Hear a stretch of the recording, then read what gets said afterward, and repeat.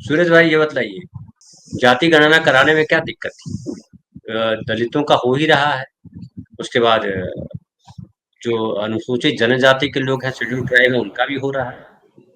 अब इनको नहीं, भी मैं इसी बात से शुरू करना चाहता हूँ धनंजय भाई। मेरी आवाज आ रही है? बिल्कुल आ रही है। जी। सबसे पहले देखिए, मैं सिलसिलेवार ढंग से मुझे थोड़ा समय दीजिएगा, मैं इस पे अभी लगातार लिख भी रहा हूँ। ये ये जो सरकार, ये भारतीय जनता पार्टी, आरएसएस, अडानी की जो मनुवादी सरकार है, ईवीएम से बनी हुई सरकार है, ये एक साजिशन सरकार, ये एक संवैधानिक सरकार नहीं। एक वोट फॉर डेमोक्रेसी नामक संस्था ने साबित किया है कि 80 ऐसे सांसद हैं इस सरकार में जो इंडिया गठबंधन के जीतने चाहिए थे, लेकिन वो भारतीय जनता पार्टी के। दूसरी बात है कि इस सरकार का एक भी कदम ऐसा नहीं है जो सामान्य जनता, गरीब जनता और लोगों के लिए बनाई हुई है। ये सारे के सारे, इनका कोई भी एक कदम, कोई भी एक कानून देख लीजिए, उसमें दो ही बात छुपी होगी। या तो वो कॉरपोरेट के पक्ष में होगा, या मुसलमानों को एक तरह से प्रतिबंधित करने के लिए उनके खिलाफ एक षड्यंत्र के रूप में होगा। अब मैं आता हूं जाति जनगणना पर। यह सरकार जाति जनगणना नहीं कराएगी, और विपक्ष जो है वो मुंह ताकती रह जाएगी। जितनी बात अभी कही गई है और आपने कही, जो तमाम विपक्ष और खास तौर से कांग्रेस पार्टी नारा लगा रही है, इसके पास कोई थिंक टैंक नहीं है ये बताने के लिए कि जो सितंबर में सरकार, भारतीय जनता पार्टी ने अनाउंस किया कि हम डिजिटल सर्वे कराएंगे, डिजिटल जनगणना कराएंगे, उसके पीछे मंशा क्या। देखिए, ये सरकार जो है, ये तमाम आंकड़ों को खा जाती है या उनको मैनिपुलेट करती है। जाति जनगणना जब जैसे डिजिटल होगा, आपने कहा कि इसमें वो जोड़ दिए हैं कि नेशनल रजिस्टर, पॉपुलेशन रजिस्टर, उसमें होना चाहिए, आपके पास आधार होना चाहिए। मैं आपको बताना चाहूंगा कि जो जनगणना देश में होती है वो सेंसस एक्ट ऑफ इंडिया 1948 कानून के अंतर्गत होती है, और उस कानून में कहीं भी प्रावधान नहीं है कि जो बात ये ला रहे हैं उन बातों को इसमें किया जाना चाहिए। और इसी तरह जब 2011 में भी संसद का एक सर्वमान और यूनानिमस रेजोल्यूशन था कि जाति को गिनी जानी चाहिए थी सेंसस में, तो उस समय के तत्कालीन मंत्री जो पी चिदम्बरम और प्रणब मुखर्जी, उन्होंने देश के साथ और पिछड़ों और दलितों के साथ एक बड़ा धोखा किया, और उसको एक साजिशन समझिए एक दे दिया मिनिस्ट्री ऑफ रूरल डेवलपमेंट को और अर्बन अफेयर्स को, और एक एनजीओ को 5,000 करोड़ खर्चे हुए, उसके आंकड़े भी जारी नहीं किए जा रहे। अब आइए कि दूसरी बात इन्होंने क्या कही। जाति जनगणना पर चुप है, लेकिन संप्रदाय गिने जाए। ये कौन है संप्रदाय? और आज जो है वैष्णव, शैव और शक्ति, इससे क्या लेना देना है लोगों को? ये इनकी हिंदुत्व का जो प्रचार है, उसमें लोगों को एक तरह से पिछड़े वर्ग और दलित और आदिवासी हक के लिए जो लड़ते हैं, जो उस आइडेंटिटी के साथ है, जो मंडल कमीशन के बाद एक ओबीसी आइडेंटिटी बनी है, जिसका पूरे देश में आज एक जोर शोर से एक तरह से लोग इकट्ठा हो रहे हैं, उससे डर कर, उससे एक तरह से ये नए नए तरह के आइडेंटिटीज और नए नए तरह के नैरेटिव्स दे रहा है। और दूसरी बात आई, ये सबसे अहम बात, कि इसमें कहा गया है कि इस सेंसस का इंपैक्ट कहाँ होगा? इसका इंपैक्ट होगा डिलिमिटेशन पे। डिलिमिटेशन का कहां पर है महत्व? डिलिमिटेशन इसलिए कि आगे जो महिला आरक्षण आने वाली है, जिसमें ओबीसी को आरक्षण नहीं दिया गया है, जिसमें एससी एसटी को उन्हीं के आरक्षण के अंतर्गत महिलाओं को दिया गया है, और जो तमाम विपक्षी दल इसको समर्थन किए हैं, उसके साथ फिर घनघोर अन्याय होने वाला है।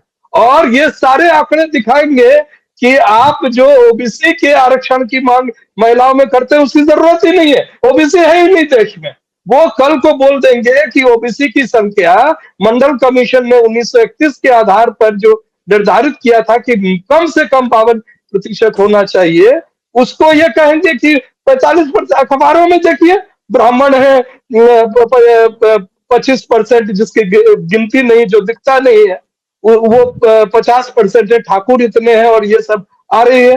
तो ये जो साजिश है, ये बहुत गंभीर साजिश है। मुझे खुशी है कि आपने इस मसले को उठाया है। दूसरी बात एक और मैं इसमें जोड़ना चाहता हूँ, महिला आरक्षण और डिलिमिटेशन जब होगी, और जो नए नए सीटों का निर्माण होगा, कौन आएंगे उसमें? माधवी बुच जैसे लोग। ये कौन है? ये महिला तो है, लेकिन इस देश के साथ इतने बड़े जो भ्रष्टाचार के जो खंबे हैं, जो महिला के नाम पर है, हिंदू कॉलेज की प्रिंसिपल जो है वो एक महिला है, सवर्ण महिला है। रतन लाल जी का वहां पर वो नहीं करने दे रही है वो प्रमोशन, क्योंकि वो दलित जाति से है। तो ये तमाम बातें होंगी। तो जाति जनगणना होनी चाहिए, और इस पर पूरे देश में ओबीसी को आंदोलन करना पड़ेगा। मेरी सबसे बड़ी शिकायत इस देश के नेता विपक्ष राहुल गांधी के साथ। राहुल गांधी ने वायदा जो भी किया, उनके 100 दिन पूरे हुए संसद में नेता विपक्ष के तौर पर, एक भी उपलब्धि नहीं है। जाति जनगणना पर वो लगातार संविधान को सम्मान दे रहे हैं।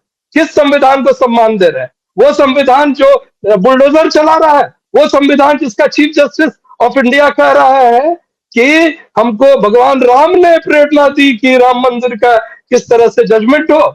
इस तरह की कि हम उस संविधान के लिए लड़ रहे हैं जो बाबा साहब भीमराव अम्बेडकर ने, जिसके तहत हमको एक हक और एक इस देश में अपने प्रतिनिधित्व करने का मौका देने का वायदा किया। और ये बात वो, और ये तमाम चीज अब आप ले लीजिए, ये एक भी चीज पर सड़क पे आया है क्या? लोहिया ने कहा था कि जब सड़कें सुनसान हो जाएंगी संसद आवारा हो जाएगा। इस संसद में जो बात बोली जाती है, एक भी बात, कहा गया कि ये जो है वक्फ बोर्ड का कानून जो है, सो नेता विपक्ष के एकदम धारदार भाषण के बाद वो लगभग ठंडे बक्से में चला गया, फिर आ रहा है। आप क्या कर रहे हैं? जाति जनगणना इस देश के तमाम ओबीसी, दलित और पिछड़े वर्ग का किसको टारगेट किया जा रहा है? यही शख्स है जो देश का जो गृह मंत्री है। बिहार में जब जाति सर्वे हुआ तो क्या स्टेटमेंट था इनका कि राष्ट्रीय जनता दल और जनता दल यू ने मिलकर मुसलमानों और यादवों की संख्या को बढ़ा चढ़ाकर पेश किया। ये तो शायद वहां नहीं हुआ, लेकिन ये जो मैनिपुलेशन ऑफ डेटा है जिनके मन में है, और इनका मन की बात वो वहां कह दिए, और ये करेंगे। ये देश को दिखाएंगे कि ब्राह्मण जिस देश में बहुत है, इस देश में जो 10% जो ईडब्ल्यूएस दिया गया है गैर संवैधानिक तरीके से, जिसकी संख्या 7% भी नहीं होती है, वो जायज है, उसको वो प्रूव करेंगे इस जनगणना के माध्यम से। और आप कुछ नहीं कर पाइएगा, क्योंकि हमारे नेता जो है उनको न फिक्र है, न समझ है, और न सोच है। और सबसे बड़ी बात देखिए धनंजय भाई, महाराष्ट्र में हो रहा है चुनाव, और महाराष्ट्र के ही व्यक्ति, तथाकथित पिछड़े जाति के हंसराज अहीर, देश के national commission of backward classes के चेयरमैन, एक भी ओबीसी का मुद्दा वहां पर सॉल्व हुआ है क्या? एक तो सबसे बड़ी बात है सर कि वहां 6 सदस्य होना चाहिए, सिर्फ अध्यक्ष है। अध्यक्ष के अलावा किसी का पिछले 3 साल में नियुक्ति नहीं हुआ है। तमाम संवैधानिक संस्था जहां पर दलित, पिछड़े, आदिवासी अपने हक की लड़ाई लड़ते हैं, चाहे वो कोर्ट हो, चाहे एनसीपीसी हो, चाहे एससी कमीशन हो, सबको एक तरह से निरस्त कर दिया गया है। और संसद में हम लच्छेदार भाषण सुन रहे हैं तमाम नेताओं के। तो मैं आपको ये कहना चाहूंगा, आखिरी में मैं अपना सबमिशन सर रख रहा हूं, और मैं एक अपील भी आपके माध्यम से कर रहा हूं कि देश के ओबीसी को जागना होगा, नहीं तो आपको कुछ नहीं मिलने वाला है। और आप अगर सड़क पर नहीं उतरे तो ये जनगणना के माध्यम से, और वो जो डिजिटल सेंसस होने वाला है, उसमें आपके तमाम जो हक है उसको फिर से उसी बुलडोजर के तहत क्रश कर दिए जाएंगे जो चल रहा है उत्तर प्रदेश में।